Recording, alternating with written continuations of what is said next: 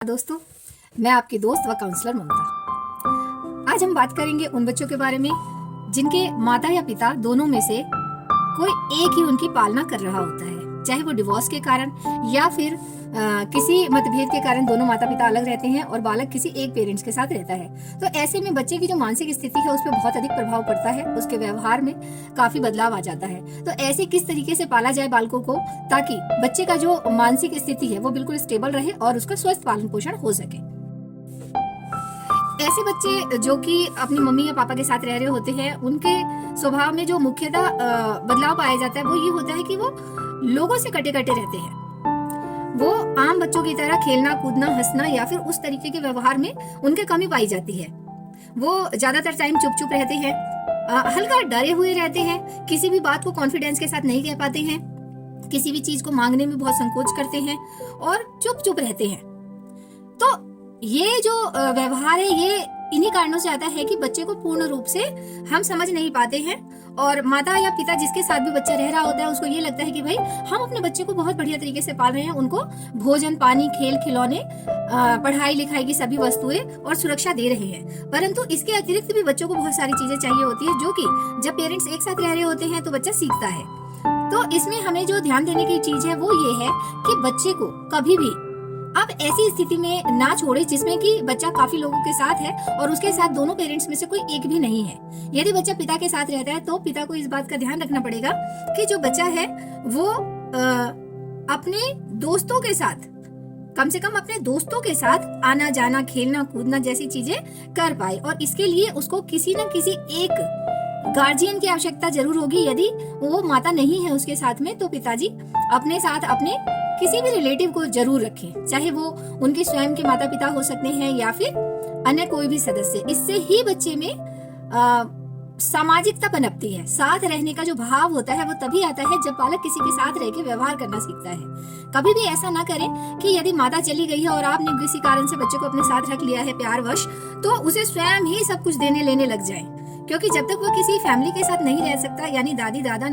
या फिर बुआ या फिर कोई भी ऐसा सदस्य के साथ नहीं रहता तो वह व्यवहार करना नहीं सीख पाता है और उसे खुल के बोलना मांगना या किसी भी चीज के बारे में समझ नहीं बन पाती है, क्योंकि वो सिर्फ और सिर्फ पापा को जानता है तो बस उन्हीं से मांगना है या फिर किसी से नहीं मांगना है जैसी चीजें बच्चे में आ जाती है। दूसरी जो चीज है वो है बच्चे का स्कूल। बच्चे का स्कूल एक ऐसी जगह होती है जहाँ बच्चा दूसरे बच्चों के साथ इंटरेक्ट करता है और यहाँ पे जो बच्चे होते हैं वो बाल सुलभता में एक दूसरे से बातचीत करते हैं और अपने घर की बातें भी शेयर करते हैं, जिसमें अक्सर वो अपने माता या पिता के होने वाले किसी भी समारोह के लिए जरूर से जरूर समय निकाले, चाहे वो पेरेंट्स मीटिंग हो या फिर पिकनिक जाना हो या फिर पेरेंट्स को बुलाया गया हो स्कूल में। तो यदि दो पेरेंट्स नहीं है तो एक पेरेंट्स जिसके साथ बच्चा रह रहा है वो जरूर से जरूर स्कूल जाए और बच्चे की छोटी छोटी एक्टिविटी में पार्ट ले और नहीं तो कम से कम इंटरेक्ट तो जरूर करे, क्योंकि बच्चा बताता है कि मेरे पापा इतना ध्यान रखते हैं या फिर मेरी मम्मी इतना ध्यान रखती है और उससे उसका जो वोकैबुलरी होती है वो पूरी होती है। बच्चे का होमवर्क है या बच्चे का ट्यूशन है या बच्चे की स्कूल ड्रेस है या फिर उसका बैग पैक करना है, जैसी छोटी छोटी चीजें बच्चे के ऊपर ना छोड़ दें या फिर घर के अन्य सदस्यों पर ना छोड़ दें। अगर माता नहीं है तो पिताजी जरूर पूछे जरूर, अगर पूर्ण टाइम नहीं है तो आंशिक टाइम यानी थोड़ा ही समय सही, लेकिन बच्चे की इन सब बातों पर जरूर से जरूर बात करें, ध्यान दें और हस्तक्षेप करें, तभी वो बच्चे को सही पेरेंटिंग कर पाएंगे। थर्ड चीज ये है कि अगर जब आपकी साप्ताहिक छुट्टी होती है यानी संडे है या फिर जो भी आपका अवकाश दिवस है उसमें बच्चे को अपने साथ शॉपिंग करने के लिए लेके जाएं, पास पड़ोस में लेके जाएं या फिर पार्क में लेके जाएं और महीने में कम से कम एक बार किसी न किसी दार्शनिक स्थान पर बच्चे को लेके जाए। दार्शनिक स्थान से मतलब हमारा है कि अगर आप दिल्ली में रह रहे हैं तो दिल्ली में बहुत सारे घूमने की जगह है, जैसे इंडिया गेट है या फिर मॉल है या फिर कोई भी ऐसी छोटी मोटी जगह, तो या तो अपने अन्य किसी जो बुआ है या फिर अन्य जो पास पड़ोस के बच्चे हैं या फिर किसी कोई खास दोस्त है आपका तो उनको साथ में ले चले। तो इससे क्या होता है, बच्चों में सामाजिकता आती है, बच्चा व्यवहार करना सीखता है और खुल के जीना सीखता है। वो दूसरे बच्चों से भी सीखता है, दूसरे पेरेंट्स से भी सीखता है और उसको अपने पेरेंट्स की कमी कम महसूस होती है और वो एक सामाजिक वातावरण में रहना जान पाता है। फोर्थ बात ये है कि बच्चे को चाहे उसकी माता अलग रह रही है या पिता अलग रह रहे हैं, बच्चा जिस भी पेरेंट्स के साथ रह रहा है बच्चे को कभी भी दूसरे पेरेंट्स के बारे में खराब बातें ना बताएं, क्योंकि बच्चे की जो मेमोरी होती है वो बहुत ज्यादा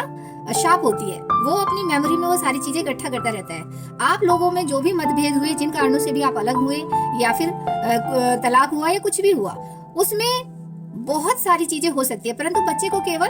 उतना बताए जितने की उसकी आवश्यकता है, क्योंकि कभी ना कभी बच्चा दूसरे पेरेंट्स का सामना करता ही है और फिर उसके मन में उनके प्रति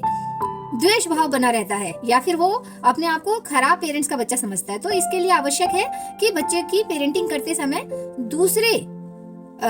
अपने पार्टनर के बारे में कम से कम बुराई बताए, ताकि अगर भविष्य में कभी ऐसा होता है कि पार्टनर वापस आता है या जुड़ता है या फिर बच्चे को किसी कारण से वहां रहना पड़ता है, तो वो उसके साथ सामंजस्य बिठा पाए। धन्यवाद।